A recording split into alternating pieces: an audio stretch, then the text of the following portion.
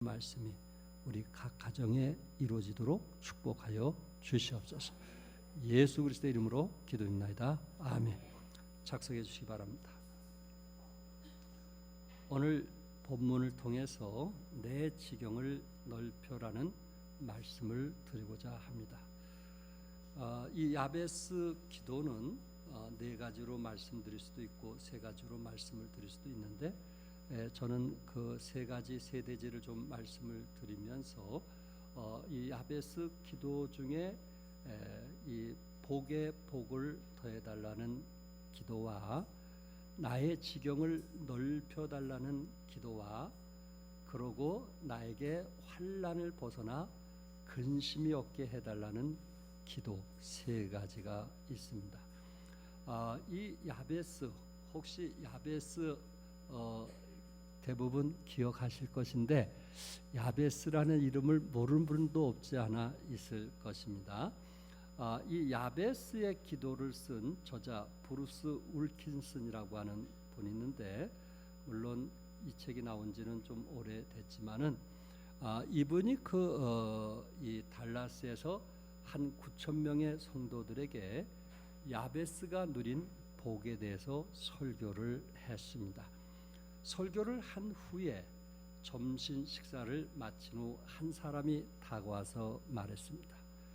제가 15년 전에도 목사님에게 이 말씀을 들었습니다. 그러면서 야베스에 대한 그 목사님의 말씀을 그때 듣고 내 마음속에 감동이 되어서 저는 지금까지 야베스 기도를 하고 있습니다. 15년 동안 야베스 기도를 했다는 것입니다. 그러면서 한 얘기 중에 야베스 기도를 하면서 너무나 놀라운 변화들을 경험하고 있었고요. 그리고 지금도 그 기도를 멈출 수가 없습니다 하는 이야기를 이 울킨슨 목사님에게 전하더라는 것입니다.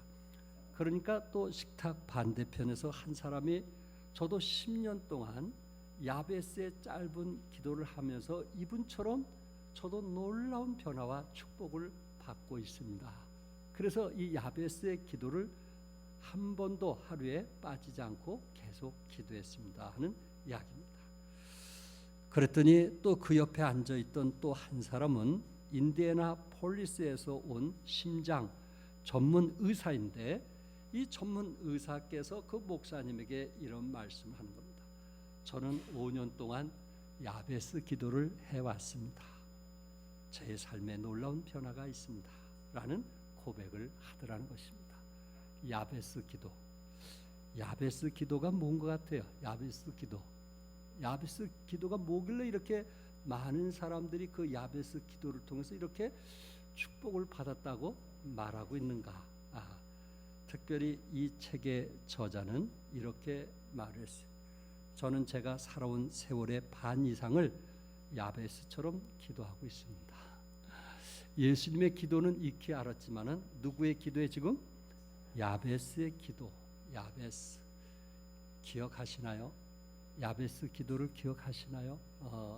야베스가 어떤 기도를 했는지 오늘 이 시간에 좀 같이 나누면서 이 시간 이후에 여러분들도 좀 가정에서 직장에서 이 야베스 기도가 좀 계속되어서 여러분 삶에 좀 놀라운 변화가 있기를 바라고 또한 야베스 기도처럼 각 가정에 하나님의 축복이 함께 할 수 있기를 바랍니다.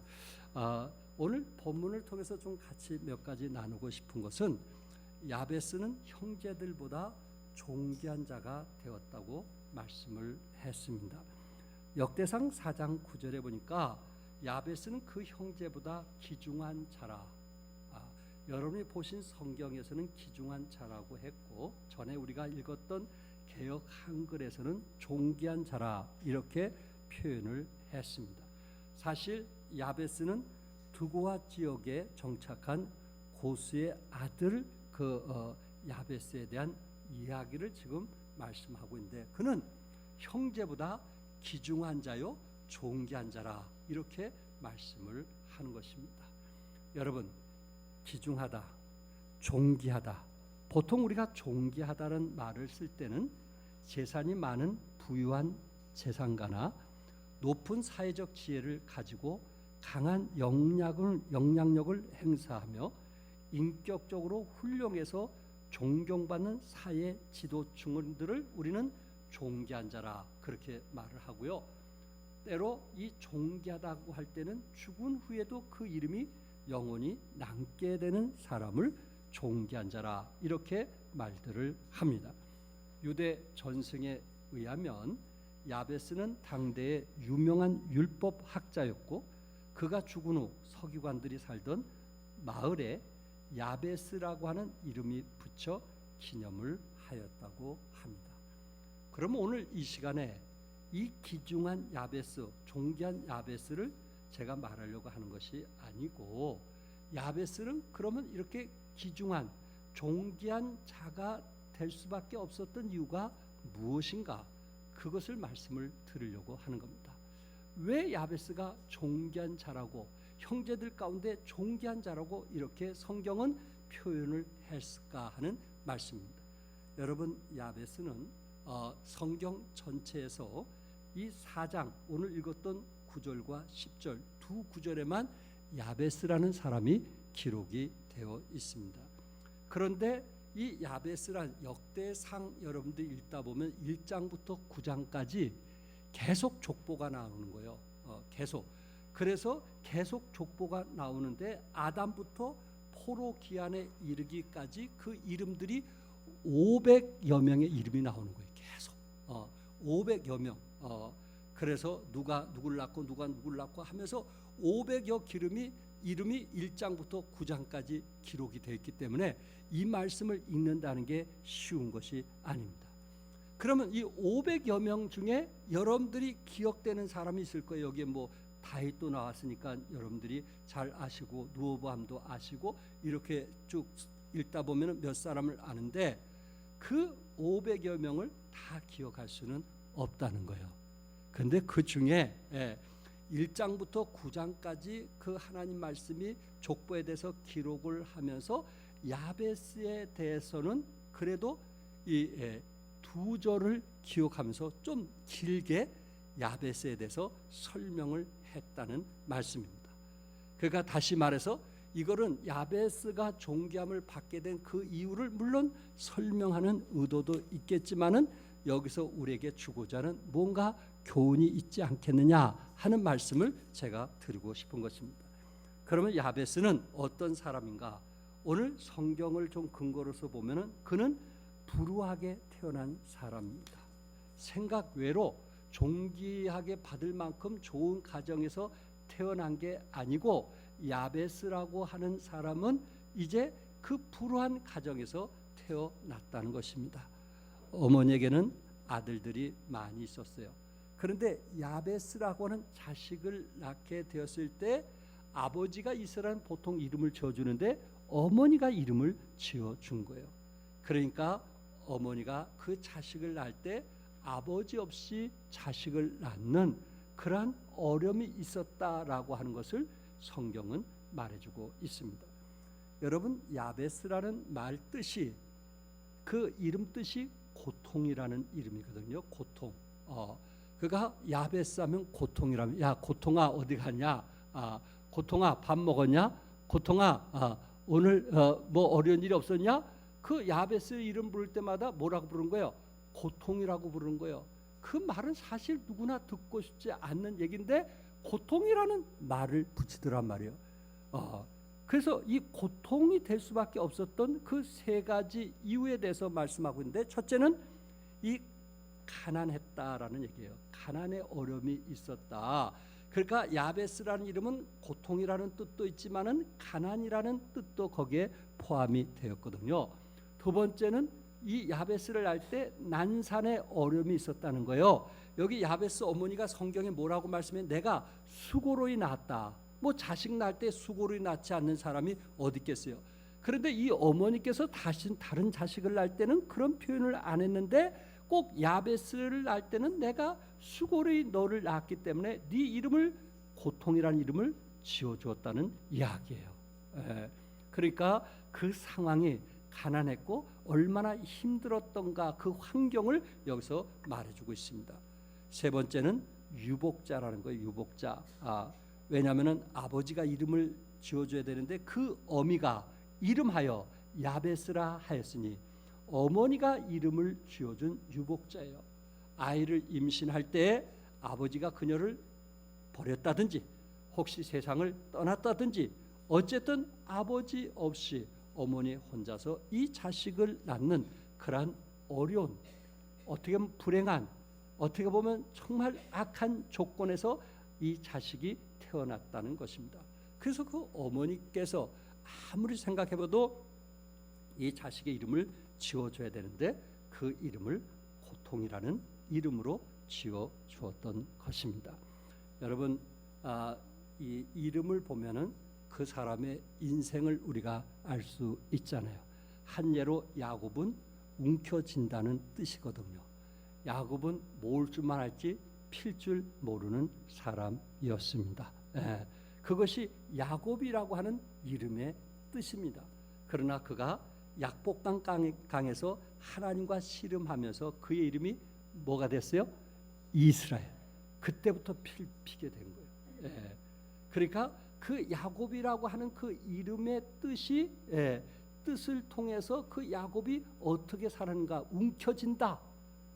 그 생애 자체가 움켜질 줄만 아는 그 삶, 그가 어떻게 변화됐는가 하는 것은 우리는 성경을 통해서 알게 됩니다. 야베스 어머니는 어린 시절이 얼마나 불행하고 고통스러웠든지 그의 이름을 뭐라고 지어줬어요? 야베스, 고통이라. 고통이라. 그가 태어날 때부터 그 환경과 역경 속에서 고통이라 하는 이름을 지어줬습니다.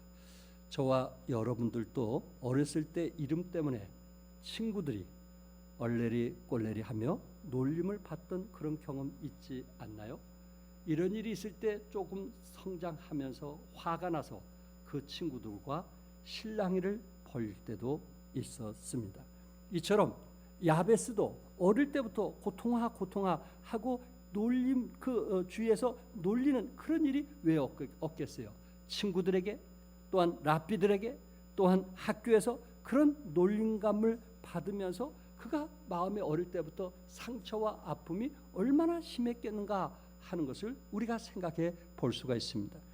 우리 주위의 이름을 한번 좀 찾아봤더니 뭐 하도 이상한 이름들이 많이 나오는데 그중에 몇 사람들이 이름을 찾아봤더니 강아지라는 이름이 있더라고요. 강아지. 우리는 한문을 주로 풀이하기 때문에 강시인데 강시 중에 아지라는 사람이 있더라고요. 아지. 강아지. 그리고 구시 중에 구리나. 구린다 해서 구리나. 그 다음에 변시 중에 변태산. 누가 변태산이라고 했어요? 변태라고 하겠지. 또 변태왕도 있더라고요.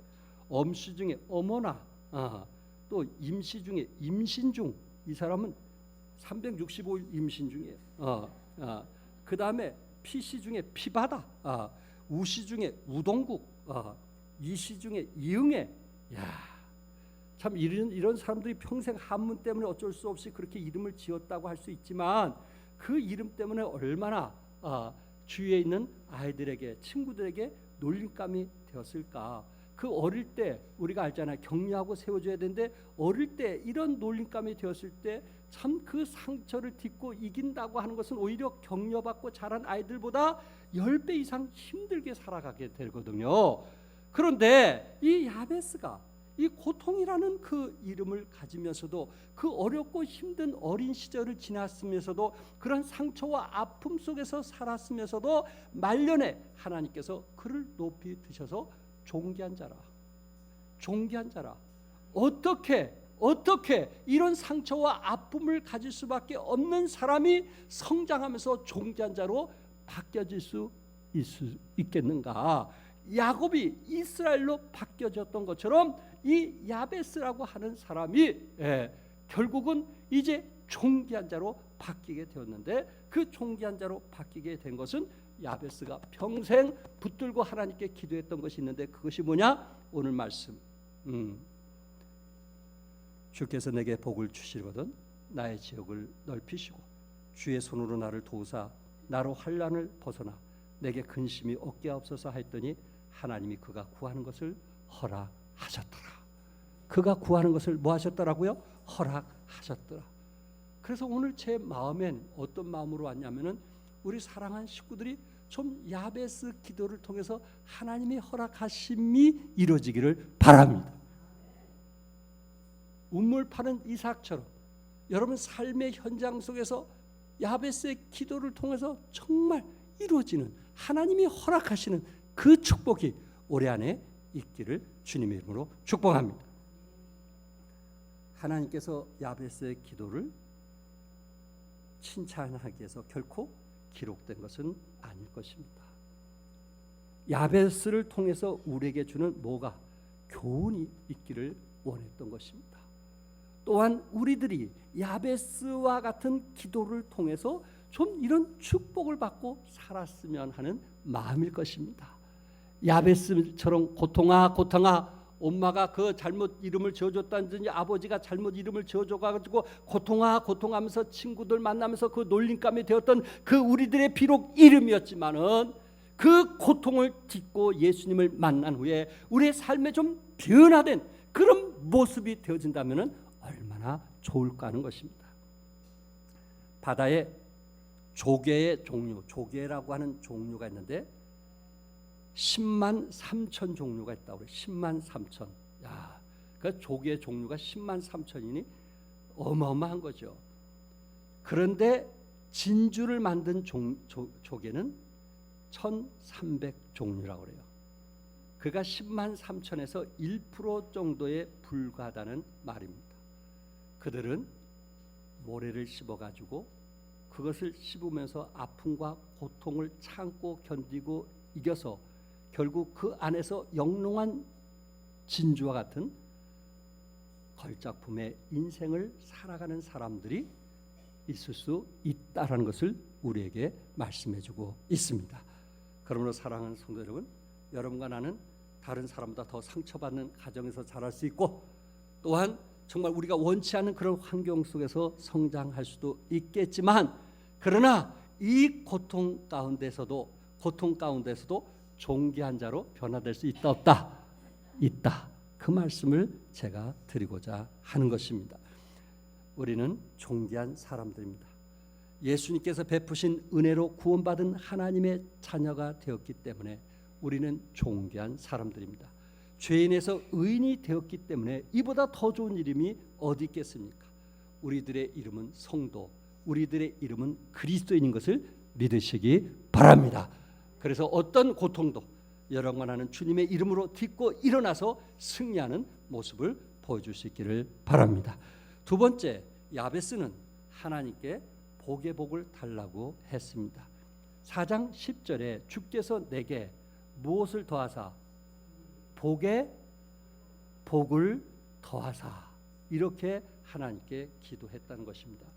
결국 야베스가 하나님께 복의 복을 더해달라고 기도했을 때 그 기도는 여기서 중요한 것은 간절함이 있었다는 거예요. 복의 복을 더해달라고 하는 그 기도는 정말 이것을 주지 않으면 안 된다는 그런 간절한 마음으로 하나님께 기도했다는 의미를 포함하고 있습니다. 어떻게 보면은 예수님께서 이마에 정말 핏방울을 흘리면서 내 아버지여 만일 할 만하시거든 이 잔을 내게서 지나가게 하옵소서.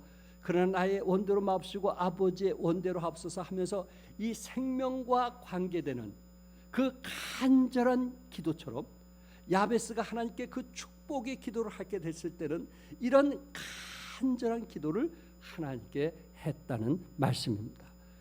여러분, 야곱도 간절한 기도했다는 거 기억하시죠? 창세기 32장 26절에 그가 이르되 날이 세려하니 나로 가게 하라. 야곱이 이르되 당신이 내게 축복하지 아니하면 가게 하지 아니하겠나다. 당신은 내게 뭐하지 아니하면 축복하지 아니하면 가게 하지 아니하겠나. 이게 그냥 말이냐 말이에요. 이게 그냥 천사와 대하냐 말이에요. 오직 하면 한도 뼈가 부러질 정도로 당신이 나를 축복하지 않으면 나는 당신을 보낼 수 없다는 그 간절한 마음, 예수님께서 피땀을 흘리면서 기도했던 것처럼 그 간절한 기도가 아니었겠느냐 하는 것을 표현하고 있습니다. 다윗이 왕이 되었을 때도 하나님께 간절히 기도했어요. 이제 청하건대 종의 집에 복을 주사 주 앞에 영원히 있게 하옵소서. 주 여호와께서 말씀하셨사오니 주의 종의 집이 영원히 복을 받게 하옵소서라고 사무엘하 7장 29절에 기도했단 말이에요. 사무엘 그 다윗이 왕이 되었으니까 하나님께 기도할 때 그냥 밥 먹는 것처럼 그렇게 쉽게 기도했겠느냐 말이에요. 내가 왕이 되었으니까, 내가 권력도 있고 힘도 있으니까, 먹고 사는 거 이제 지장 없으니까, 그러니까 다윗이 기도할 때 그냥 하나님 뭐 주시면 고맙고 안 주시면 뭐 그저 그렇고, 이런 태도로 다윗 왕이 기도했겠냐 말이에요. 그런 기도는 아니었을 거 아니냐. 뭔가 간절히, 뭔가 애타는 마로, 뭔가 간절히 기도했던 그것이 야베스의 기도였단 말이에요. 그래서 내게 무엇을 달라고 했어요? 내게 복을 달라. 이것이 우리에게 주는 의미가 큽니다. 우리말에는요, 영어처럼 비교급과 최상급이 있어요. 좋다, 그리고 더 좋다, 그리고 아주 좋다. 이게 최상급 아니겠어요? 좋다는 것 중에 아주 좋다는 최상급이에요. 영어에서 굿이라는 단어 아시죠? 그 다음에 better이라고 하는 단어가 있고 best라는 단어 있어요. better이라는 단어는 비교급이고 best는 최상급이란 말이에요. 영어에는 그런 것이 있는데 히브리어는 최상급이 없어요. 그 최상급이 뭐냐면 복에 복을 더하사, 같은 것을 두 번이나 세 번이나 얘기할 때 그것이 최상급이 되는 거예요. 히브리어에서는. 예를 들어서 요한복음에 보면 예수님께서 말씀하실 때 진실로라는 단어를 쓰셨어요. 요한복음 1장 52절에 1절에 또 이르시되 진실로 진실로 너에게 이르노니, 진실로라는 말을 한 번 쓴 적도 있는데 두 번을 쓴다는 것은 그만큼 최상급이란 말이에요. 그래서 요한복음에 진실로 진실로를 찾아보시면 25번, 제가 사전을 보니까 25번이나 최상급으로 사용하고 있어요. 진실로 진실로. 그러니까 성경에서 반복했던 단어는 최상급이에요. 그러니까 야베스가 지금 하나님께 복을 위해서 기도할 때는 그냥 복을 구하는 것이 아니고 최상급의 복을 구하는 거예요. 오직 하면 성경에 내 입을 뭐하게 열라? 크게 열라고 말씀했던 것처럼 지금 야베스가 하나님께 기도할 때 하나님, 나에게 하나님께서 복을 주시기 원하신다면 복에 복을 더하여 주옵소서. 이왕이면 최선권을 주옵소서. 겨우 쓰고 먹고 하는 그런 것을 구하는 것이 아니고, 그걸로 만족하고 기뻐하는 것이 아니고, 내 가족 필요 때문에 즐거워하는 것이 아니고, 하나님, 내가 상상할 수 없는 그 이상의 복을 주옵소서, 이렇게 기도했단 말이에요. 복에 대해서 한국 교회는 많은 혼돈이 있습니다. 이미 기독교가 한국에 들어오기 전에 샤머니즘이 있었어요. 그래서 샤머니즘이 이제 들어오면서 어머니들이 새벽마다 정화수를 떠놓고 동쪽을 바라보며 절을 하는 모습 기억하실 겁니다. 제가 태국이나 또한 필리핀이나 또한 일본이나 이런 곳에 선교 여행으로 갔다 와 보면 아침에 게스트하우스에서 아침에 좀 일찍 일어나면 그 여인들이 그 앞에 이렇게 제단을 쌓아놓고 물을 떠놓고 꼭 절을 해요. 그리고 청소하는 모습을 보게 돼요. 태국도 마찬가지예요.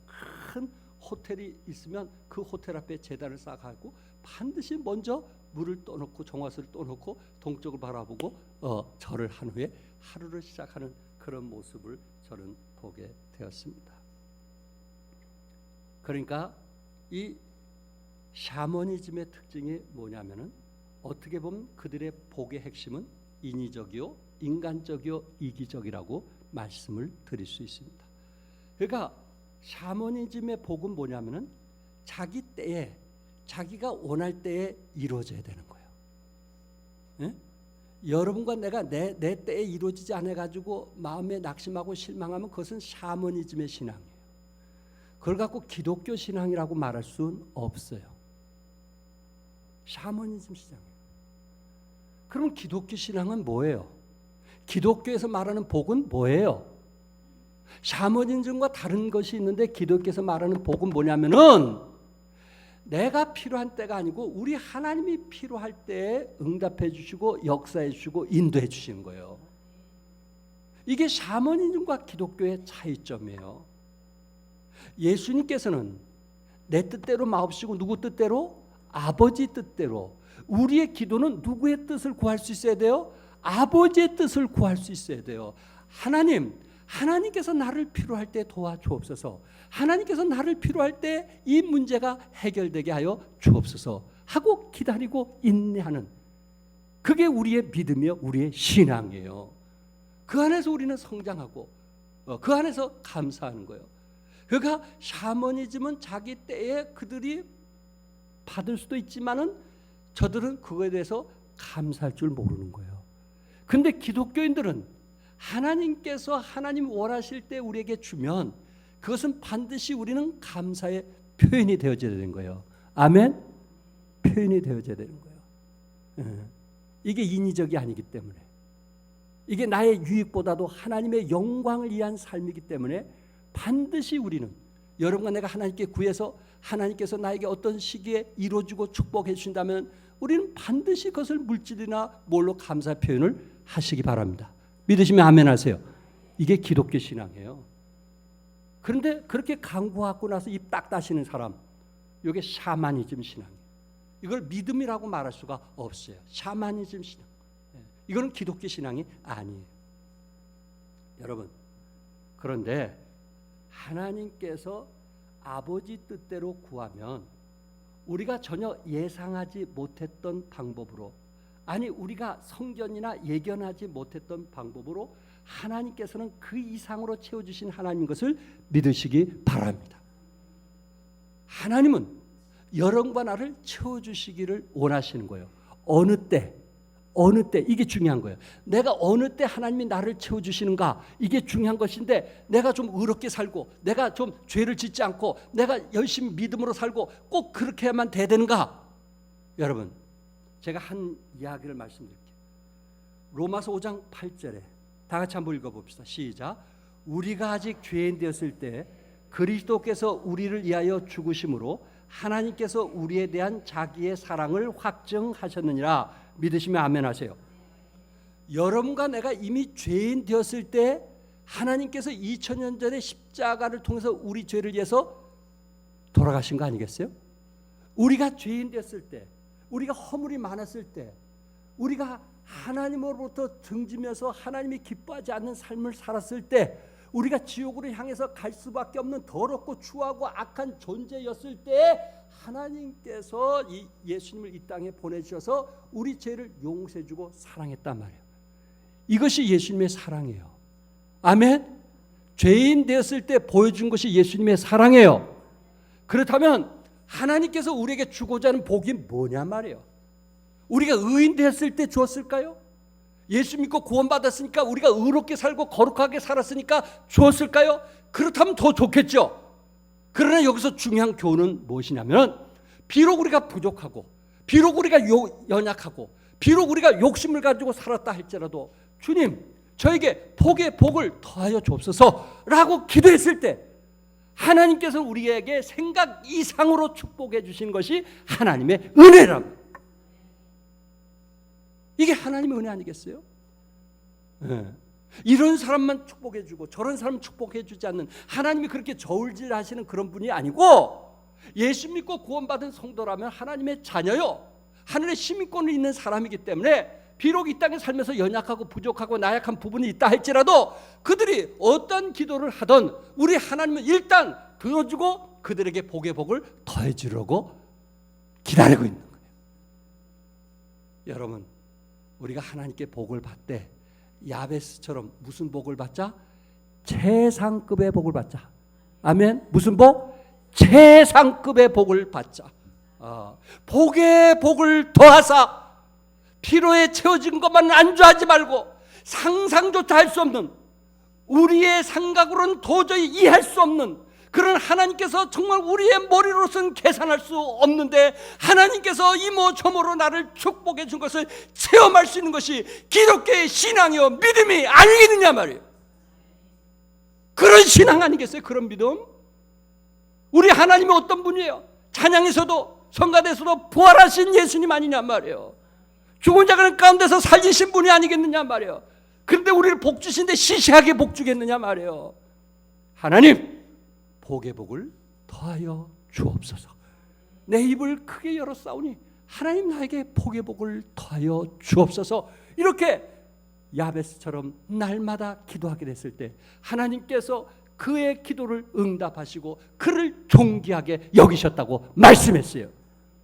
존귀한 자가 됩시다. 하나님께서 준비한 것도 누리지 못하면서 살아가는 어리석은 자가 되지 말고 이 세상 것에 만족하지 말고 존귀한 것에 존귀한 자가 되기 위해서 끝까지 주님을 사랑하는 여러분과 내가 되기를 바랍니다. 야베스는 하나님께 지경을 넓혀달라고 했습니다. 나의 지역을 넓히시고 주의 손으로 나를 도우사. 여기에 지역이란 말은 개역 한글에서 지경이라고 표현을 했어요. 이 말은 번성, 확장, 형통, 성공이라는 다른 단어로서도 말할 수 있습니다. 야베스는 하나님께 나의 지경을 넓혀 주옵소서. 나의 영토를 넓혀 주옵소서. 나의 국토를, 나의 경계를, 나의 한계를 넓혀 주옵소서. 내 집을 좀 더 넓혀 주옵소서라고 구체적으로 하나님께 기도를 했던 것입니다. 그 기도를 하나님이 들어주셨어요? 들어주지 않았어요? 들어주셨어요. 역대상 2장 55절에 보면요, 야베스에 살던 지역을 말하고 있어요. 야베스에 살던, 미국에 가면은 고속도로 같은 데나 공항의 이름을 대통령 이름으로, 아주 유명한 대통령 이름으로 이제 표시하는 경우가 있어요. 그 지역을.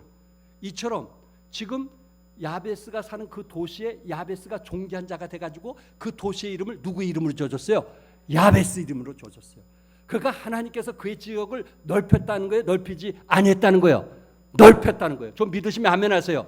넓혔어요? 넓히지 않았어요? 넓혔어요. 우리 지역을 넓혀야 되겠어요? 좁혀야 되겠어요? 넓혀야 돼요. 아멘? 넓혀야 돼요. 넓히지 못한 사람이 바보지. 우리 하나님 그런 분 아니에요? 여러분 삶을 좁히는 분이 아니에요? 넓히신 분이에요? 영적으로 넓히든지 육적으로 넓히든지 둘 중에 하나가 넓혀져야 돼요. 이것도 아니고 저것도 아닌 것은 신앙생활 아니에요. 샤머니즘이에요. 넓혀야 되는 거예요. 내가 영적으로 풍성하든지 또한 하나님께서 피로를 채워줬을 때 정말 감사해서 참 믿음으로 살든지 둘 중에 하나가 돼야 되는 거예요. 또한 야베스는 자기 삶의 지경을 넓히게 해달라고 기도했을 때 어떤 기도를 더 했을까요? 자기 지역을 넓혔을 때 욥이나 다른 믿음의 식구처럼 영적인 지역도 넓혔을까요? 안 넓혔을까요? 여러분들이 대답했어요. 넓혔을까요? 안 넓혔을까요? 사업이 좀 잘 되면 영적인 지역을 넓혀야 되겠어요? 안 넓혀야겠어요? 기도 생활이 좀 나아져야 되겠어요? 나아지지 않아야 되겠어요? 예배 모임이 좀 나아져야 되겠어요? 나아지지 않아야 되겠어요? 말씀 듣는 태도가 나아져야 되겠어요? 나아지지 않아야 되겠어요? 나아져야 되는 거 아니겠어요? 하나님, 내 영적인 지역도 넓게 하여 주옵소서. 내 지역도 넓게 해줬는데, 내 경계도 넓게 해줬는데 하나님 이것으로 만족하지 않고 내 영적인 지역도 넓게 해주옵소서. 왜? 내 영적인 지역이 넓지 않는 속에서 내 지역이 넓게지면 그 사람이 교만해요. 그 사람은 그 순간 교만해요. 하나님을 의지하지 않아요. 자기가 잘나서 잘된 것처럼 생각하고요, 하나님을 의지하지 않아요. 말씀 의지하지 않아요. 예배 사랑하지 않아요. 돈 있으면 세상 더 사랑하고 세상 모임에 더 시간 투자하지 하나님께 더 시간을 투자하지 않아요. 그러나 야베스는 지역을 넓히게 되었을 때 자신의 영적 부분까지 넓혔단 말이에요. 이게 정상적인 그리스도인의 모습 아니겠어요? 우리는 샤머니즘의 신앙이 아니에요. 하나님께서 내 지역을 넓히시면 우리도 영적인 지역을 넓히는 여러분과 내가 될 수 있기를 바랍니다. 네. 여러분, 버스 기사님께서 하루 종일 찬송가만 틀어줘요. 직장 모가지 윗사람이 그것 때문에 그만두게 한다면 그렇게 하겠다는 거예요. 여러분 사업터에서 찬송가가 좀 나오나요? 내 좀 영적인 지경을 좀 넓히시는가요? 전도지 한 장이라도 좀 갖다 놓으시나요? 내 지경을 좀 넓히시는가요? 내가 그리스도인이라는 게 창피해요? 내가 교회 집사라는 게 창피해요? 어떻게 그럼 지경을 넓혀달라고 기도하겠어요? 여러분, 사업은 하나님 손에 있음을 믿으시기 바랍니다. 그러니까 용기가 필요한 거예요. 확신이 필요한 거예요. 사람을 오게 하는 분도 하나님이요, 가게 하는 분도 하나님이 내가 믿음으로 보여주는 거예요. 내 지경을, 내 영적인 지경을 넓히는 거예요. 그러면서 야베스에서 배울 수 있는 교훈이 뭔지 아세요? 나의 지경을 넓히시고 주의 손으로 나를 도우사, 주의 손으로 나를 도우사. 하나님께서 도와주시고 축복하실 때 우리는 감사할 줄 알아야 되는데, 지경만 넓어지면 감사할 줄 모르고 하나님 은혜에 감사할 줄 모르고 하나님을 멀리하는 사람들이 우리 주에 얼마나 많아요. 그런데 야베스는 지경이 넓혀 주었음에도 불구하고 주의 손으로 나를 도우사. 하나님께서 나에게 건강 주셨음에도 감사하고 그것으로 만족하는 것이 아니고 주의 손으로 또 나를 도와주옵소서 하고 하나님의 손길을 의지했다는 거 아니겠어요? 조금 나아지면 하나님 손길 의지하지 않는 경우들이 우리 주위에 있잖아요. 좀 나아지면 하나님을 우습게 생각하는 그런 사람들이 우리 주위에 있잖아요. 그런데 야베스는 자기 지역이 넓어지면 넓어질수록 하나님의 도우심을 더욱 필요했고 하나님의 도우심에 더욱더 감사했단 말이에요. 아멘. 하나님께서 나에게 응답해 주시면 하나님의 도우심을 더 필요해서 주의 손길이 없으면 안 됩니다. 하나님의 손길이 없으면 안 됩니다. 아버지 하나님 나를 도와주시옵소서. 또 내가 어떤 환난을 당할지 모르니 하나님 나를 도와달라고. 오늘 본문에 환난을 벗어나 내게 근심이 없게 하옵소서. 대부분 사람들이 환난과 고난을 얘기할 때는 앞에다 두고 얘기하거든요. 그런데 이미 이 야베스는 지경을 넓혀주시고 하나님께서 약속을 이루어주실 그때의 마지막 환난을 벗어나 내게 근심이 없게 하옵소서. 이 말은 하나님, 내가 좀 사업이 잘 되고 모든 일이 잘 될 때 하나님, 내가 교만하지 않게 도와주시고 또한 어떤 환난이 올 때 그때도 하나님 나를 도와주시옵소서. 지금 잘 나가지만 내가 생각지 않는 어려움이 오고 시련이 올 때, 사탄의 유혹이 올 때 하나님, 그때도 하나님께서 나를 도와주옵소서. 하나님, 나의 환난 날에 나를 근심하게 하지 마옵소서 하고 하나님께 야베스는 기도했단 말이에요.